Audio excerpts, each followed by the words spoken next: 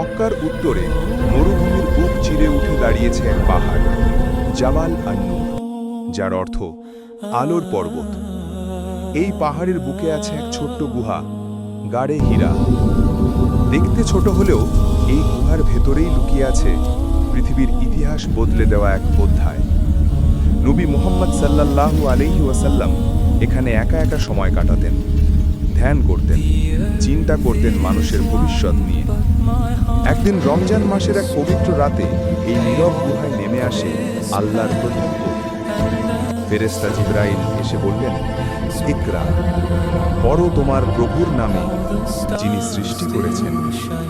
সেই এক শব্দ ইকরা খুলে দিল জ্ঞানের দরজা, আলোর দ্বার। পৃথিবীর অন্ধকারে নেমে এলো এক নতুন সকাল। আজও যখন কেউ গাড়ে হীরার পথে হাঁটে, তার মনে পড়ে নিস্তব্ধতার মধ্যেই মানুষ আল্লাহর কণ্ঠ শুনতে পায়। গাড়ে হীরা আমাদের শেখায়, যদি তুমি একা থেকেও সত্যের সন্ধানে থাকো, আল্লাহ নিজেই তোমার কাছে আলো পাঠাবেন। সেই এক